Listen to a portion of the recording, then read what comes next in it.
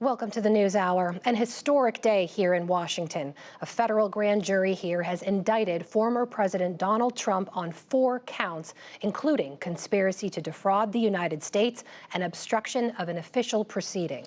It comes after a more than 9-month investigation by special counsel Jack Smith of Mr. Trump's involvement in the January 6th insurrection and efforts to overturn the 2020 election. This is the 3rd time Mr. Trump has been indicted this year. He was first charged in March in a New York court with 34 counts related to hush money payments made during the 2016 campaign. His first federal indictment then came in June as part of the special counsel's probe.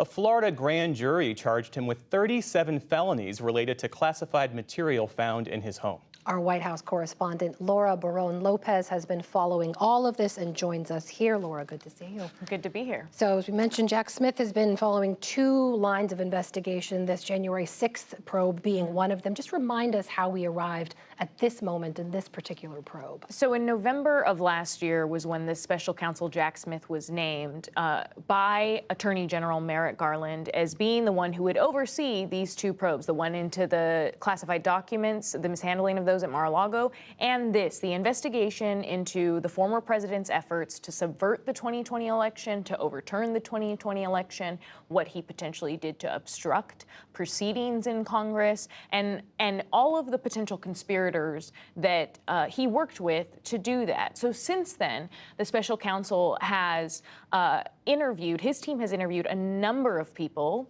that could potentially have information about what exactly the president did, what he knew, what he tried to exert, how he tried to exert his influence. Some of those people are his own vice president, Mike Pence, who we know testified to the grand jury. We also know that Brad Raffensperger, the Georgia Secretary of State, testified. And we also know that recent reports showed that Rudy Giuliani, a former attorney to the president, who was someone that we all heard repeatedly lie about the 2020 election, spoke for 8 hours to federal investigators about this probe. And he's not named in this indictment. As far as we can tell so far, it's a pretty thick indictment, but he is someone that could very well end up facing charges, be it from the Justice Department or be it from Fulton County's district attorney, which is another potential venue where criminal charges are going to come. Yeah, expected by the end of this month, potentially. Laura, the former president has been posting real-time reaction to this case. In fact, we learned that he received a target letter because he was the one who posted it on his Truth Social platform. What's he saying this evening about all this? Yes, it was a lengthy statement, Jeff, and it was from his campaign. I want to go to this one first from his campaign because it's just striking the language that his campaign used in response to this news of the indictment. His campaign said that, quote, the lawlessness of these persecutions of President Trump and his supporters is reminiscent of Nazi Germany in the 1930s, the former Soviet Union, and other authoritarian dictatorial regimes. It's a stunning statement, especially we've all spoken to historians about the historic nature of these investigations, the fact that a former president is being investigated, and I think all the historians that we've spoken to would say that that's not an accurate statement, and would say that, in fact, the fact that the U.S. is investigating, that the U.S.'s justice system is looking into this, is a sign that we are not living in a Nazi or authoritarian regime. But the president also on Truth Social, as you mentioned, Jeff, did post not too long ago, the former president, Trump, posted, and he compared this entire investigation. He said that Jack Smith is trying to interfere in the 2024 election cycle. Sounds familiar because that is exactly what the former president has been running on in his campaign since 2020. Laura Barón-López is going to stay with us. I want to bring in a couple of guests who've also been following this breaking news. Mary McCord joins us now. She's director of Georgetown University's Institute for Constitutional Advocacy and Protection. Also with us is Jessica Roth. She's a former federal prosecutor. Welcome to you both. Thanks for being with us. Jessica, I know you have both been making your way through this indictment, 45 pages, as we just received a short time ago. Let me just ask, what stands out to you about what you've been able to review so far?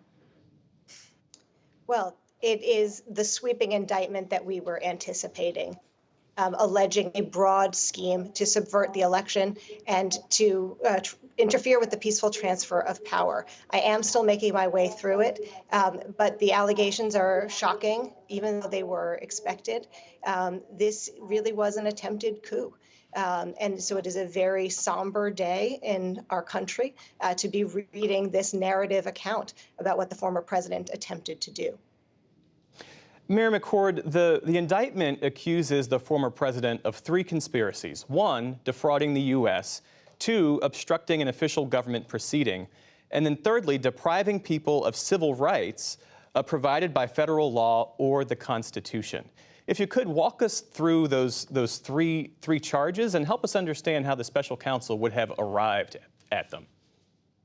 Sure. All 3 are charged as conspiracies. Now, there is also a separate direct charge of obstructing an official proceeding, the congressional proceeding on January 6th. But the 3 conspiracies would be the result of Jack Smith spending many, many months, as we just discussed, investigating the full scope of this scheme. And that scheme had multiple prongs. And frankly, those multiple prongs are very similar to what we learned from the House Select Committee in its, many hearings last summer and its final report. This involved the scheme to, propound false theories that the election had been stolen, to organize fraudulent slates of electors in the swing states to meet on the date that the Electoral College met and to send their ballots into the vice president to be counted, to pressure the Justice Department, to pressure state legislators to find the votes to declare Trump the winner, to pressure Vice President Pence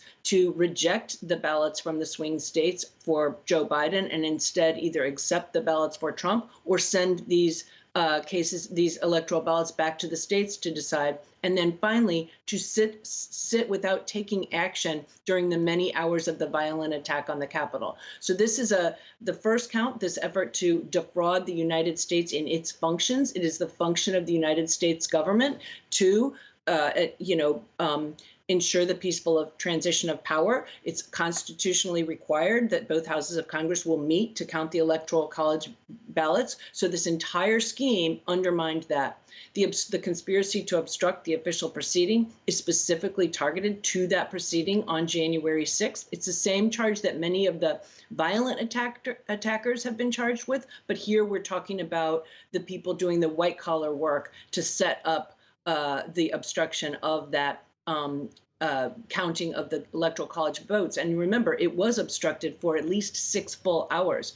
And then the last count, Section 241 of the Title 18 of the U.S. Code, is about a conspiracy not to count the ballots of the voters in this country by you may recall, among other things, immediately after the election day, Donald Trump said, stop the counting, right? And that whole entire conspiracy to try to not count those ballots and thereby deprive people of their rights to vote and have their votes counted, that's that basis for that third conspiracy. I just want to note for our viewers following along at home, we do expect a statement very shortly from the special counsel. Jack Smith will join that live in progress as it unfolds. You see another official at the podium at this moment. Our guests will continue to stay with us as well. Mary McCord, if you can, very briefly, and we'll try to join this live. Jessica mentioned what this day means in the history of the United States. Have you had a moment to reflect on that briefly, how to read this kind of indictment at this moment? Well, I'm still trying to read the indictment, but I've certainly skimmed through it, and we've been anticipating this for some time. I mean, I think this is a situation where accountability for the former president is so critical. It's critical to our democracy, it's critical to the rule of law, and it's critical in the eyes of the world, not just Americans, because other democracies have faltered when they cannot actually have a peaceful transition of power. They've faltered when people in those countries are willing to, commit violence against the government, sometimes at the direction of leaders who seek to stay in power, very much like the former president, Donald Trump. And so the fact that we can have accountability here, and this is just the beginning, right? We are at the beginning of the charges. We have a whole process to go through to give Mr. Trump his due process and to get to trial. Jessica Roth, in about 30 seconds or so, help us understand the burden of proof the special counsel had to meet in order for this federal grand jury to hand up an indictment. And apologies in advance if I have to cut you off.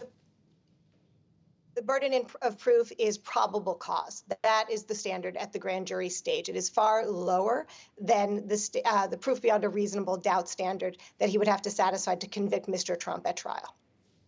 And pull back the curtain a bit more. Help us understand what was happening, so far as you can tell us, based on your vast experience, inside that room. I mean, what sort of quorum did they need, and what was the ultimate vote that they would need in order for the grand jury to decide that yes, an indictment was warranted?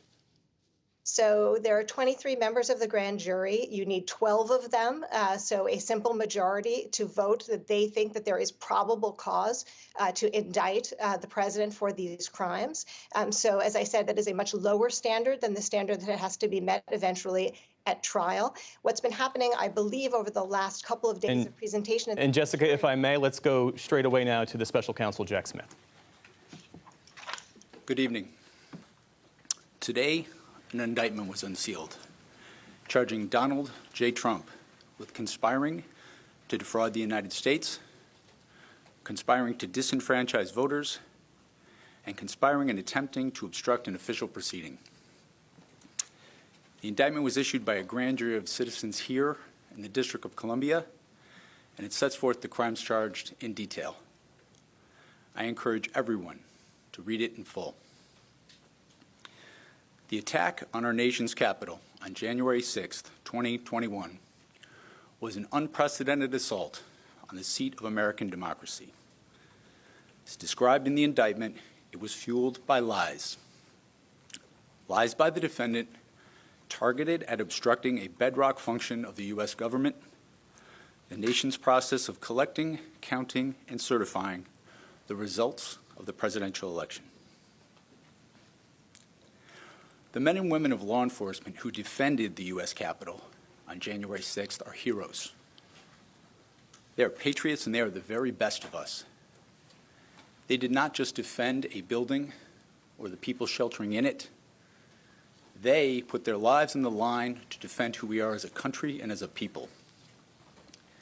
They defended the very institutions and principles that define the United States. Since the attack on our Capitol, the Department of Justice has remained committed to ensuring accountability for those criminally responsible for what happened that day. This case is brought consistent with that commitment, and our investigation of other individuals continues. In this case, my office will seek a speedy trial so that our evidence can be tested in court and judged by a jury of citizens.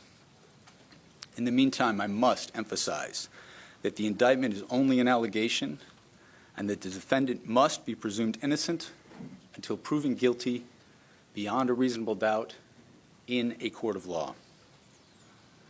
I would like to thank the members of the Federal Bureau of Investigation who are working on this investigation with my office, as well as the many career prosecutors and law enforcement agents from around the country who have worked on previous January 6th investigations.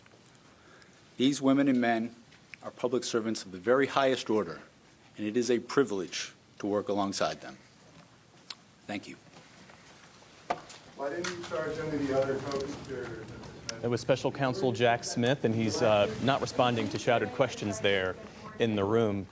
Jessica Roth, I cut you off, apologies again, as we went to listen to what the special counsel had to say. Fill me in. How does all of that strike you? Well, I anticipated that we would be hearing from him after the indictment was unsealed. That's consistent with the practice in Florida when that indictment was unsealed, that we heard very brief remarks from the special counsel. And so again, here after the indictment was unsealed, we heard very brief remarks, which I thought were appropriate, really laying out the basic allegations here and how significant they are, and how important essentially it was to bring these charges to defend our democracy. And again, it's appropriate that he didn't take questions, but I think it's important that the American people hear from the special counsel to acknowledge these charges and to speak about their significance, and then also to remind people that these are allegations in an indictment that are supported by probable cause, the low standard you and I were speaking about a moment ago, as determined by the grand jury, but that this defendant, like all others, is entitled to the presumption of innocence until he is proven guilty beyond a reasonable doubt at trial. I'm also struck by his emphasis on the fact that the government would seek a speedy trial here, as it has with respect to the other charges brought by the special counsel. That will certainly be a challenge given the crowded calendar that Mr. Trump is facing in all of his other cases. But I expect we'll be hearing more in coming days about the scheduling of this matter. And on that point, I am struck in reading the indictment that it is only Mr. Trump who is named here, that even though there are clearly other co-conspirators who the government believes it has evidence to charge, they are not including them in this initial indictment, most likely in an effort to keep things streamlined, to make the chances of a trial before the general election more possible. Mary McCord, talk to us a little bit more about the potential timeline ahead. Jack Smith did repeat that phrase here, saying he'd like to seek a speedy trial. He also said that when unsealing the previous indictment related to classified documents against former President Trump. I need not point out to you that we are facing an election year ahead. Is there any way this trial unfolds before that election? I do think there's a way, and I'd agree with Jennifer that I think the reason that this first indictment just names Donald Trump is in an effort to make sure that you're not dealing with multiple co-defendants and they're all their attorneys and all of their motions. I can make, I think, a pretty well-educated guess about who some of those other co-conspirators are, and Jack Smith did make clear that the government is still continuing to investigate. So I suspect we may see indictments coming down the pike that involve those co-conspirators. But for right now, I think a couple of things are possible. Alvin Bragg, the district attorney in Manhattan, did state over the weekend that if he needed his trial date to yield to a federal trial, he was willing to agree to that. So that could open up some space there in the spring before the Mar-a-Lago trial that is scheduled in May. I believe Mr. Bragg's case was scheduled for trial in March. The Mar-a-Lago case is scheduled in May. It's also possible that the Mar-a-Lago case will get bumped even later because of the addition of 3 new counts and a new defendant in that case last week with a superseding indictment. So I think we also have the potential, of course, of a Georgia indictment, but I do think this one is one that's going to be very much prioritized in the timing, and I do think it is possible to get to trial before the election and preferably even, before the conventions. Our White House correspondent, Laura Barone Lopez, is still with us. Laura, picking up on the point that Mary made about this investigation continuing, the special counsel investigation, even in light of these 2 indictments, help us understand, based on your reporting, where could this investigation go? Is the special counsel coordinating with prosecutors in Arizona and Michigan, where we know there are active investigations into the fake elector scheme? Well, as far as we know, there hasn't necessarily been coordination between the special counsel and the investigation in Georgia's Fulton County, but we do know that that one could be coming very soon. And also, what was striking to me to this point, exactly, Jeff, that the special counsel said was the investigations of other individuals continue. And when you're looking at this indictment, there's co-conspirator 1, an attorney who is willing to spread knowingly false claims and pursue strategies that the defendant's 2020 re-election campaign attorneys would not pursue. There's also one about an attorney who assisted in devising and attempting to implement a plan to submit false electors. That sounds a little bit like John Eastman, who was a conservative attorney that was advising the president throughout this entire period and was actually talking to state legislatures about submitting false electors, slates of false electors. I'm also thinking about Sidney Powell, another attorney that was really working in the states to try to overturn different elections, as well as, again, Rudy Giuliani, who I mentioned earlier, because we do know that he could either be a target in the DOJ investigation as well as a target of Georgia's Fulton County investigation. Laura, we heard the special counsel also say this was a conspiracy fueled by lies, right? That is the election lie that Mr. Trump believed he actually won, or claimed to say he actually won the 2020 election. And it strikes me, you're covering the politics of all this, that continues to hold, that lie, especially among many of Mr. Trump's supporters. Where do you think and how do you think this latest indictment now becomes a part of the narrative for his election campaign? I think that every time we've seen, well, the data's there. Every time we've seen the president be indicted, his base rallies around him, Republican voters rally around him, his poll numbers go up. He's only increased. Now he's leading by some, almost 58% among Republicans in the primary electorate. He's leading Ron DeSantis by double digits. And so this is something that he's used to his advantage when he's running right now for a second term in office. And it's also basically what his entire re-election campaign is about. It is about him being persecuted. It is about him saying that they're coming after me, also means that they're coming after you, and just using it in every single stump speech as he tries to argue that the DOJ is being weaponized. That's White House correspondent Laura Barone-Lopez on a historic day joining us here in studio. Also, thank you to Mary McCord, director of Georgetown University's Institute for Constitutional Advocacy and Protection, and to Jessica Roth, former federal prosecutor. Thank you to you both.